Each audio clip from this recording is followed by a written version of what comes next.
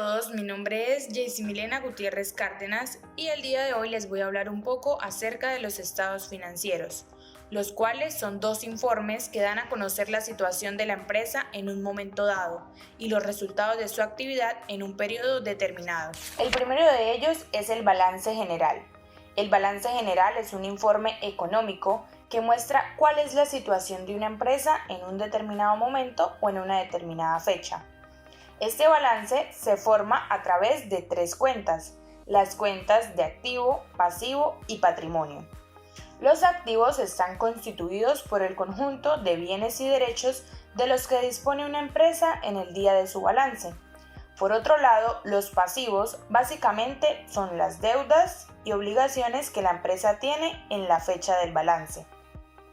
Ahora bien, en cuanto al patrimonio, pues podemos decir que es la suma de los bienes y derechos menos las obligaciones, o de una forma más sencilla sería la resta de los activos menos los pasivos. O sea, es como si el día del balance le pagaran al dueño de la empresa todo lo que le deben y él a su vez pagara todo lo que deben. Entonces, con lo que se queda vendría siendo el patrimonio.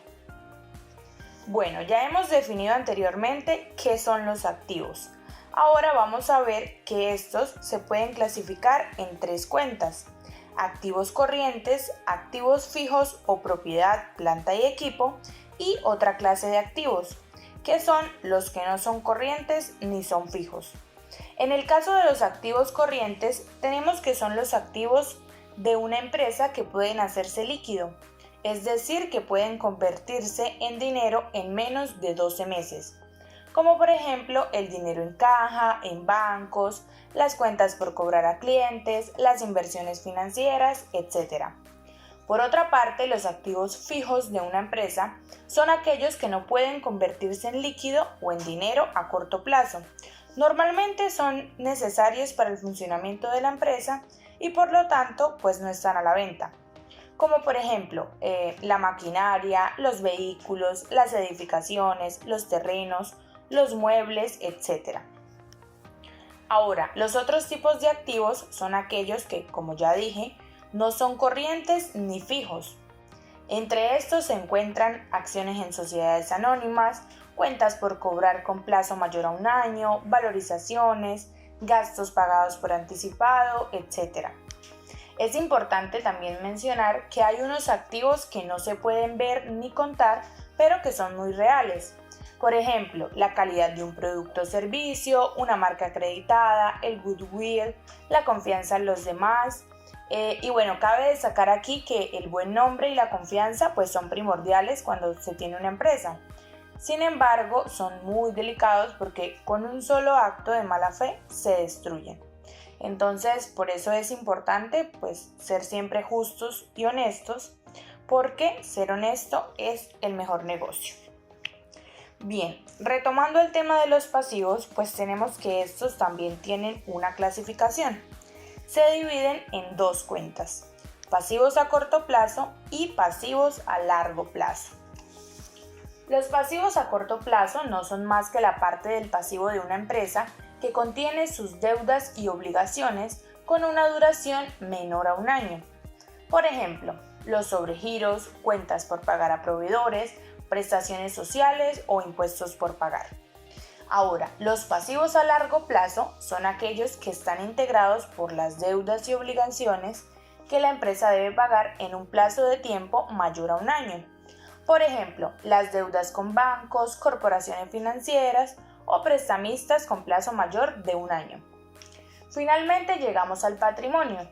El patrimonio se divide en cuatro cuentas: el capital, las utilidades acumuladas, las utilidades del último periodo y las valorizaciones. El capital es la suma del dinero y del valor de los bienes con los cuales se fundó la empresa, o sea, la parte del patrimonio que aportó el empresario.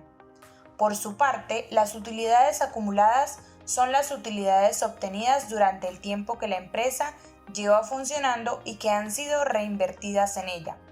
Ahora, las utilidades del último periodo son las utilidades del periodo cuya información contable queda registrada en el último estado de ganancias o pérdida Y las valorizaciones pues son las ganancias causadas por el aumento del valor comercial de los bienes. Bueno, ¿y cómo hacer un balance general? Pues para hacer un balance general se deben seguir una serie de pasos que les señalaré de manera muy breve. Primero, determinar la fecha de corte, o sea, el último día que irá incluido en el balance. Segundo, reunir y registrar toda la información de la siguiente forma. Primero, compilar y registrar los activos corrientes, caja, cuentas bancarias, cuentas por cobrar, inventarios, otras cuentas por cobrar y otras inversiones. La suma de todas estas cuentas nos dará el total de activos corrientes. Segundo, compilar y registrar los activos fijos, maquinaria, vehículos, inmuebles, terrenos, todos ellos con su respectiva depreciación. Entonces, a cada categoría de bienes le resto su depreciación y después sumo el valor de todas las categorías para obtener el valor total de los activos fijos. Tercero, registro los otros activos, calculo valorizaciones y luego sumo estos dos. Después sumo los tres tipos de activos, corrientes, fijos y otros, para obtener el total de activos con los que cuenta la empresa. Cuarto, registramos la cuenta de los pasivos a corto y a largo plazo. La suma de estos nos dará el total de pasivos. Quinto y último, registramos el patrimonio y sumo sus cuatro cuentas: capital, utilidades acumuladas, utilidades del último periodo y valorización. Con esto nos damos cuenta qué es lo que realmente le pertenece a la empresa. Algo muy importante que debemos recordar es que la suma del patrimonio y los pasivos siempre debe ser igual al valor de los activos. Una vez explicado el balance general, hablaré del segundo estado financiero, el estado de ganancias o pérdidas. Este refleja información relevante sobre las operaciones desarrolladas por una entidad o empresa durante un determinado periodo de tiempo. Me informa si la empresa ganó o perdió dinero en el periodo y cuánto dinero fue. Este estado financiero está constituido por las cuentas de resultado, ventas, compras, costos y gastos y depreciación. Asimismo, tenemos dos utilidades: la utilidad bruta y la utilidad líquida. La utilidad bruta es lo que deja el negocio para pagar la administración y para generar ganancia. Y la utilidad líquida es el dinero que queda libre después de pagar todos los gastos. Cuando la utilidad bruta es mayor que los gastos de administración, se dice que la empresa ha dado ganancia. En cambio, cuando los gastos de administración suman más que la utilidad bruta, la empresa ha dado pérdida.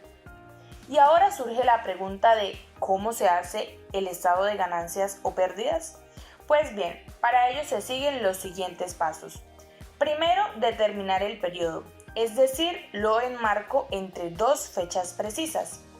Segundo, reúno la información de la siguiente manera: ¿cuánto vendió la empresa en el periodo? ¿Cuánto costaron los productos vendidos en el periodo? ¿Y cuánto sumaron los gastos de administración en el periodo? Tercero y último, hacemos la operación y registramos en el formato. Eso es todo, muchas gracias por su atención.